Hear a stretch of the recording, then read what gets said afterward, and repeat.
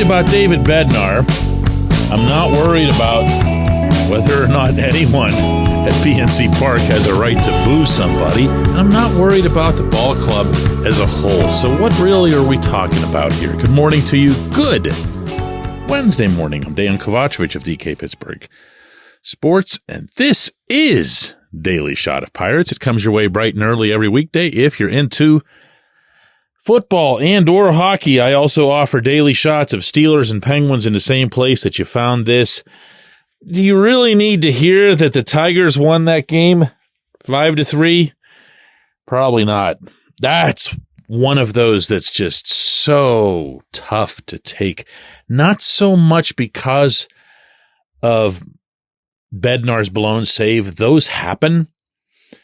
But when they happen after you go through 8 innings of pretty much counting that W in your head, when Martin Perez is out there putting up 8 innings of one-run ball, that guy has been so far a real find for Ben Cherington. When Edward Olivares goes deep not once but twice, further verifying some of the optimism that I'd expressed about him going back to late spring training and that opening series in Miami. And all of that just happens so smoothly, so systematically, only to go because of literally one individual. Yeah, it's tough. It's tough.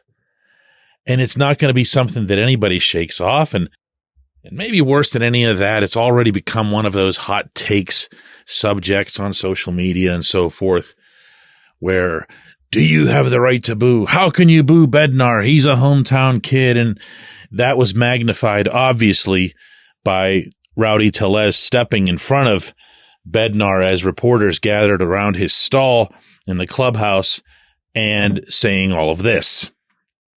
This is the pride of Pittsburgh to everybody. We don't do that out here. We're a good team. We're winning for a reason. We're going to get our man back on track, but what happened today is, I think, unacceptable, and we as a group in Pittsburgh got to be better. It's an all-star for a reason, and we just have to be better. So that being said, 2-time all-star.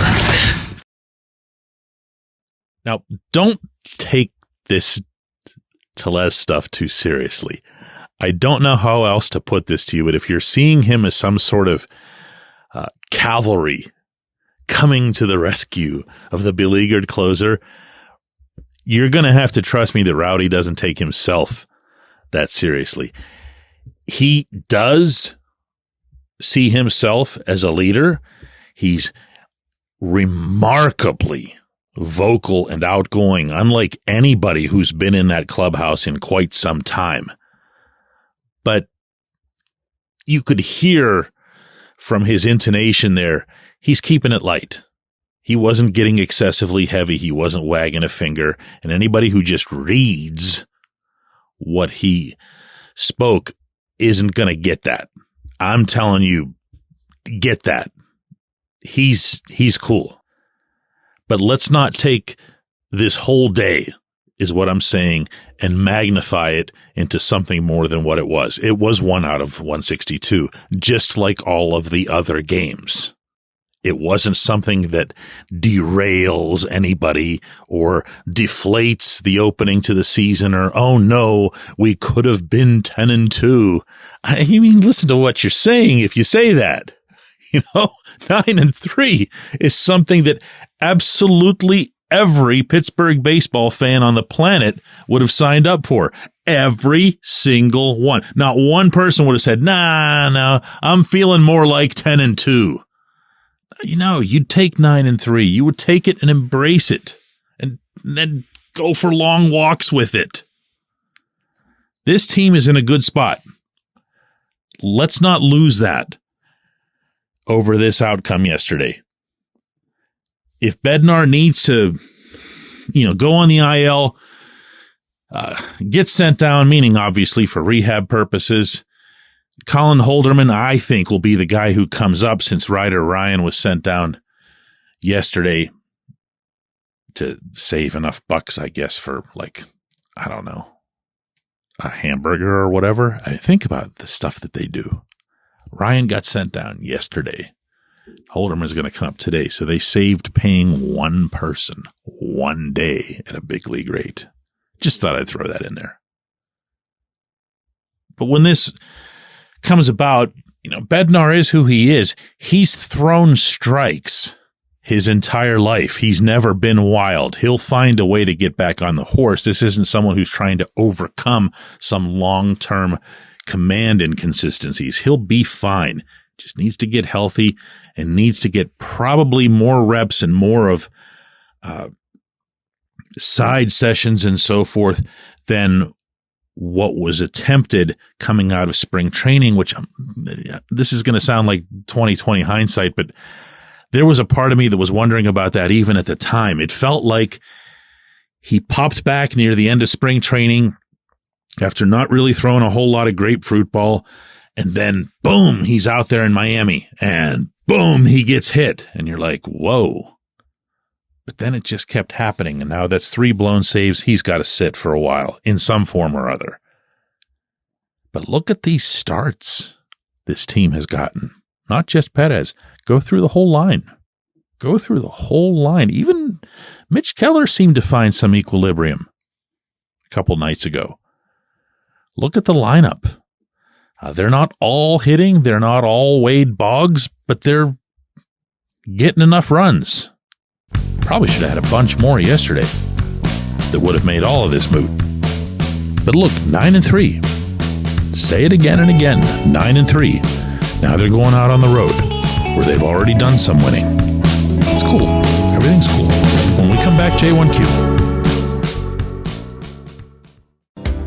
This portion of Daily Shot of Pirates is brought to you by our friends at North Shore Tavern. That's directly across Federal Street from PNC Park. It's home of Steak on a Stone, an eating experience, underscoring the word experience. The steak is brought to you partially cooked on an 800-degree stone, and you do the rest.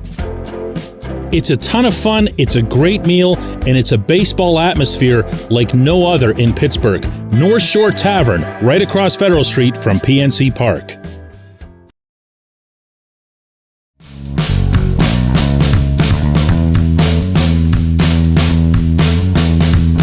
Today's J1Q comes from Dante, who asks, DK, how should the Pirates proceed now with David Bednar? This question isn't to imply that I believe his 2024 performances portend or otherwise reflect on his skills. Even the best players have bad games. But what can the Pirates do to put him in the best position to get back on track? Dante, your question affords me the license to jump in with something that I'd hoped to address at some portion of this episode. So I'm going to start off here with this. I really didn't like leaving him out there like that. And I'm not just saying that because of the score or how many guys were on base or how many outs there were. I understand to an extent what Derek Shelton was trying to do. He sees that it's his closer out there. He needs this player this season, and he wants to give him a chance to get right. He's gotten right in the past, Bednar has, in scenarios that looked a lot like this, where all of a sudden David would start doing that, and you can picture this in your head, that climbing the ladder with the fastball, and then he would go 96, 97, and guys just couldn't catch up with it. They couldn't keep up with it. Well, it doesn't matter if you're spraying it. It doesn't matter. Nothing about anybody's arsenal matters if it doesn't come complete with command. And his most assuredly did not. But at the same time, look, on a couple fronts, you want to see Bednar get right. But how many times have I been mentioning now on this program in general that I want to see this manager manage to win the games that are right in front of his bleeping nose? I've not seen that, but for a small handful of occasions, and I'm talking about over the course of his entire tenure. One of those famously involved Bednar himself out at Dodger Stadium. just win the game that's in front of you. Just say, look, he doesn't have it. Clearly doesn't have it. We'll find some other way or some other time to see what's wrong and get him right. But not now. If the entire stadium can see that he's got nothing and that he's not going to get out of it, the manager's got to see that. If the entire stadium wants the Pirates to win that game more than anything else that's currently occurring, then the manager should want that. Not that the manager needs to follow the crowd's whims or whatever. I'm just saying that the manager needs to have that type of instinct. Now, to attempt to answer your actual question, Dante, I touched on this briefly in the opening segment, but the first thing that has to be determined, and I mean really determined, is his health. Bednar acknowledged after the game yesterday that the lat issue and the missed time in spring training must have contributed to his erratic start, and that's a good place to begin. Now, from there, the athletic trainers and the medical people really need to do work to find out if maybe he compensated for this or that, and if he does need to go on the IL, or if he needs to go on the fake IL or whatever is required. But he's got to get right. And that's going to take some time. And I think it's going to take some minor league buildup. I get that he's, built his resume, and he is not the kind of guy, that you'd like to send to the minors in order to get that rehab, but got to do what you got to do. He doesn't want to go through something like yesterday again either. I appreciate the question. I appreciate everybody listening to Daily Shot of Pirates. We're going to do another one of these tomorrow.